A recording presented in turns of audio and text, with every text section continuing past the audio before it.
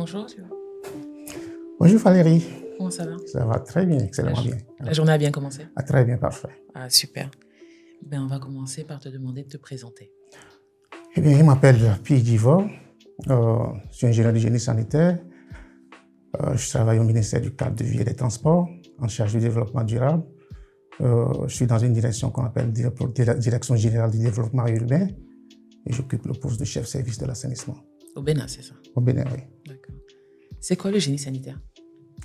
Enfin, le génie sanitaire, c'est une science qui tend à gérer toutes les questions relatives aux eaux usées, aux questions environnementales, focus sur les eaux usées, tout ce qui est eaux usées chimiques, eaux usées domestiques, le traitement, le dimensionnement des stations d'épuration, le dimensionnement des petits ouvrages qu'on appelle l'ouvrage autonome dans les ménages, tout ça. Ça a l'air bien technique tout ça.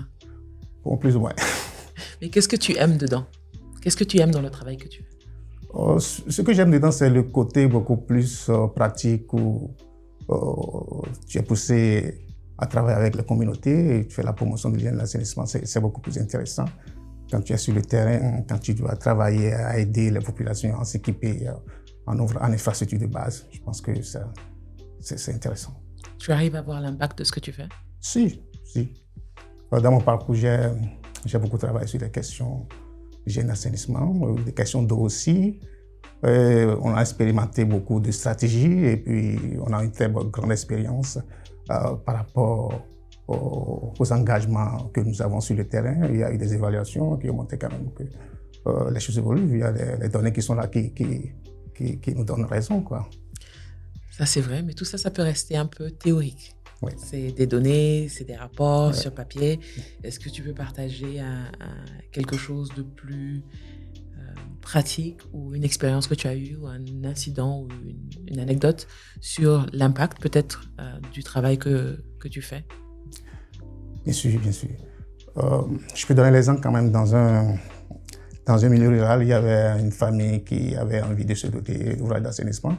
Et vous savez, dans notre stratégie, on ne construit pas gratuitement les ouvrages. Il faut que les familles s'investissent elles-mêmes.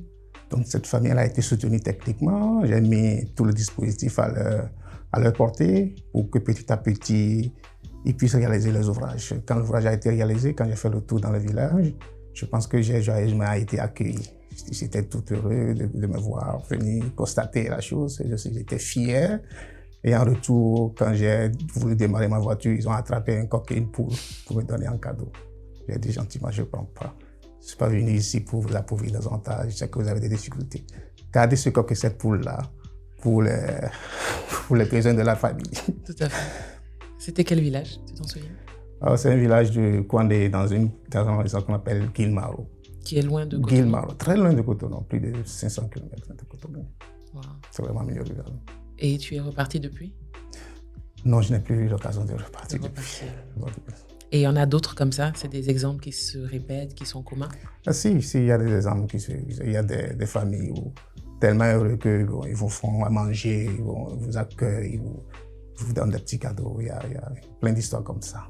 Est-ce que c'est des choses qui te motivent, qui t'encouragent? D'où est-ce que tu tires ta motivation, tes encouragements pour continuer à faire plus et continuer à donner plus?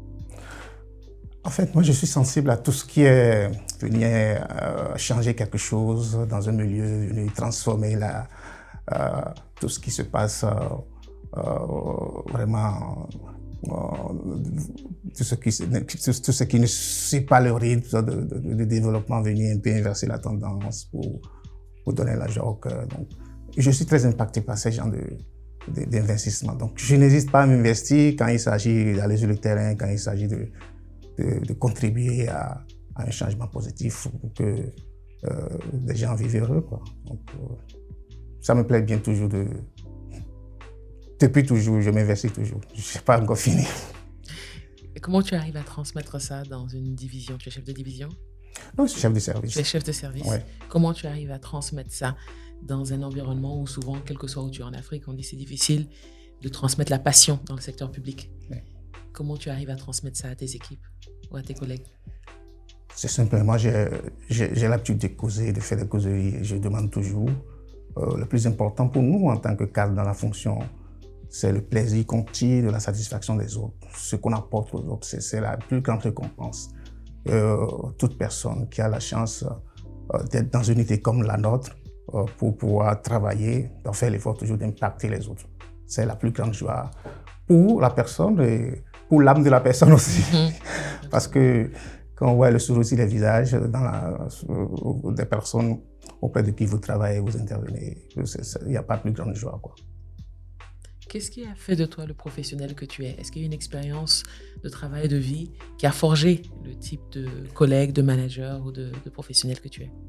Si. Je pense qu'il y a une dizaine d'années, j'ai travaillé dans un grand projet. Dans mon pays, c'était le plus grand projet en termes d'investissement au niveau de l'assainissement, où j'étais à une position stratégique.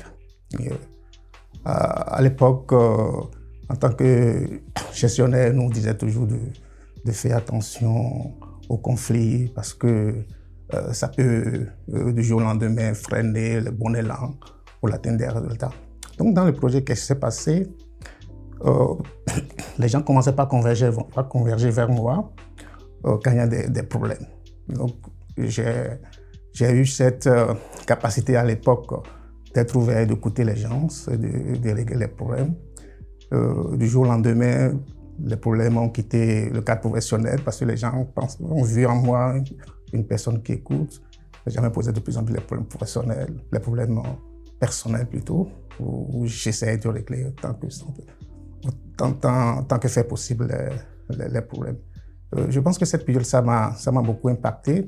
Et ça nous a permis au niveau des projets d'avoir des avancées parce que les problèmes étaient réglés au fur et à mesure. Les gens me comprenaient et m'écoutaient.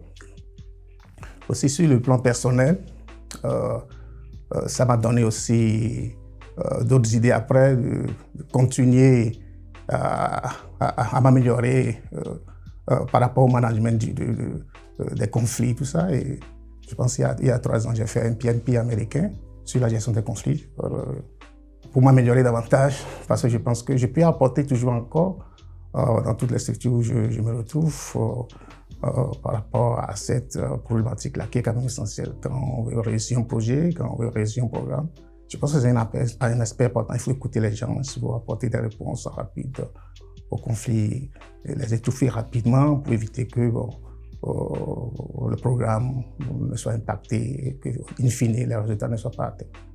Est-ce que tu penses que ce sont des outils ou des talents qui devraient être généralisés, dont le public apprend à gérer les conflits? Est-ce que tu penses que ça changerait quelque chose dans la manière dont on met en œuvre les programmes, les projets et dans la manière dont on gère le développement de nos pays? Bien sûr, je pense que oui, bien sûr. Bien sûr, parce qu'il y a des rudiments qu'il faut connaître. Je donne un simple exemple. Vous êtes dans un service, par exemple, il y a une difficulté par rapport à un personnel. Je pense qu'il ne faut pas régler ça en public, par exemple. Il y a beaucoup qui ne savent pas ça. La première des choses, c'est de l'isoler, d'essayer de comprendre. Donc, il y a des petites techniques comme ça qui peuvent permettre d'éviter que tout un service ne soit mis dans des conditions effroyables et empêcher du coup toute l'énergie de se déployer pour atteindre les résultats, les missions du service ou de la direction. C'est des choses essentielles qu'il faudrait partager, qu'il faudrait apprendre. C'est important. Comment tu penses que ça a un impact sur le résultat final au niveau des communautés, que ces conflits qui peuvent être au sein d'un service ou d'une division ou de l'administration, quel est l'impact que ça a sur ces familles dans l'assainissement ou dans l'eau ou dans d'autres secteurs? Comment est-ce que ça se traduit au niveau local, au niveau communautaire, tu penses?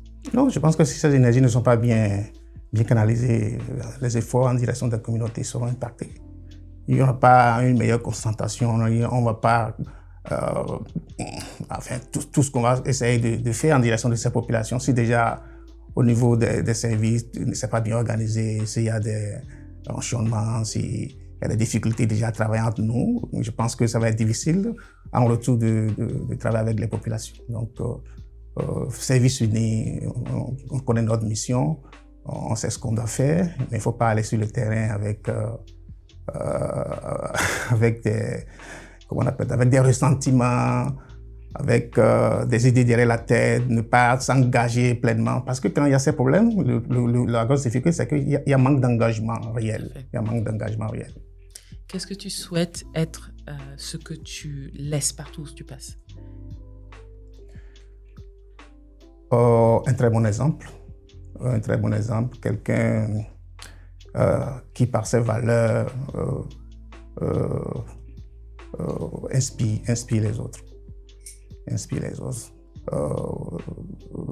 L'exemple, par exemple, du projet où je joue le rôle de conciliateur, je pense que je suis heureux aujourd'hui par le fait tout simplement que certaines personnes que j'ai pu aider à l'époque, quand on se revoit, elle me lance des pics pour me dire Monsieur Pi, ça va, tout ça.